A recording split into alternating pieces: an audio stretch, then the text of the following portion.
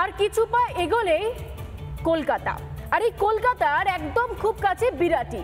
আর এই বিরাটির একটি ভাড়া বাড়িতে বসেই দীর্ঘদিন ধরেই জঙ্গি কার্যকলাপ পরিচালন করত কে? আজাদ মল্লিক। এই আজাদ মল্লিকই দীর্ঘদিন ধরে জঙ্গিরা কিভাবে লালন পালন হবে এই জায়গায় সেটা সেট করত।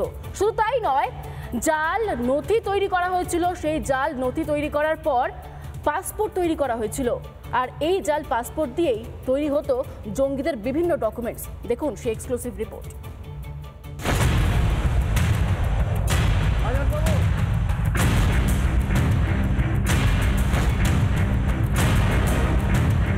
কে জানতো এই বাড়িতে বসে কি চালাতো আজাদ মল্লিক? বিরাটির এই বাড়িতে বসেই চলতো ষড়যন্ত্র। জাল নথি দিয়ে ভারতের পাসপোর্ট তৈরি করে চলে যেত পাকিস্তানে। বিরাটির বাঁকড়া মোড়, এবং এই বাঁকড়া মোড় থেকে একবারে ঢিলছড়া দূরত্ব যদি দেখা যায়, বাঁকড়া মোড় এখান থেকে শুরু হচ্ছে, সেখান থেকে মেরে কেটে 30 মিটার দূরত্বে হচ্ছে যে এই আজাদ মল্লিক, তাকে কিন্তু গ্রেপ্তার করেছিল এনফোর্সমেন্ট ডিরেক্টরেট। অবস্থানগত দিক যদি দেখা যায় অত্যন্ত সুবিধাজনক জায়গা একটি, এবং আমরা এই মুহূর্তে যে বাঁকড়া মোড়ে দাঁড়িয়ে আছি, সেই বাঁকড়া মোড়ের একদিকে যদি দেখা যায় এই রাস্তাটি যশোর রোড, সেই রাস্তা কিন্তু বারাসাত হয়ে সোজাসুজি চলে যাচ্ছে বাংলাদেশ, এবং অন্যদিকে বনগাঁ যে বর্ডার রয়েছে বাংলাদেশের, এবং যদি সোজা চলে যাওয়া যায় NH 34 ধরে কিন্তু সেই রাস্তা চলে যাবে উত্তরবঙ্গে।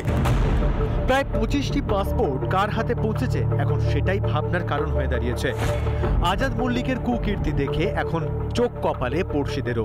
ইভেন আমাদের এখানকার যারা CSFরাও অনেকে ভাড়া থাকে, বাইরের প্রচুর লোকজন থাকে এখানে আসে, তাদের ডকুমেন্টস নিয়ে আমাদের যেভাবে থানা থেকে বলে দেয় যে ডকুমেন্টস নিয়ে আপনারা ভাড়া দেবেন, তো আমাদের তো চিন্তাধারার বাইরে। এখন যখন খবর আমরা দেখছি তাতে তো আমরা বুঝে উঠতে পারছি না যে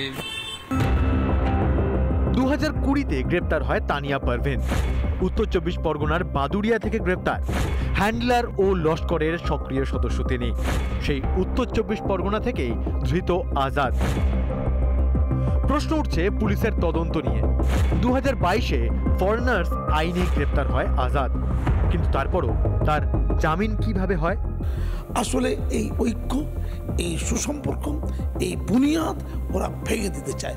তাই ভারতবর্ষে 140 কোটি লোক জাতি, ধর্ম, বর্ণ, শ্রেণী, রাজনীতি নির্বিশেষে রুখে দাঁড়াতে হবে কাঁধে কাঁধ দিয়ে। এটা দেশের সুরক্ষা প্রশ্ন। প্রায় 12 বছর ধরে পাকিস্তানি নাগরিক বাংলায় থেকেও পুলিশের নাগালের বাইরেই রয়ে গেল কিভাবে?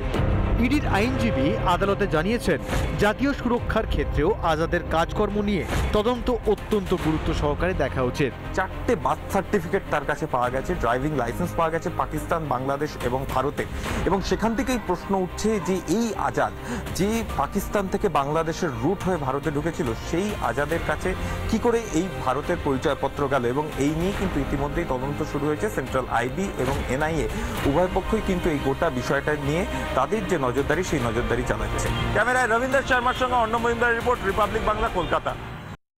নানা ধরনের কন্টেন্ট দেখার জন্য লাইক করুন, শেয়ার করুন আমাদের ফেসবুক পেজ, সাবস্ক্রাইব করুন আমাদের ইউটিউব চ্যানেল।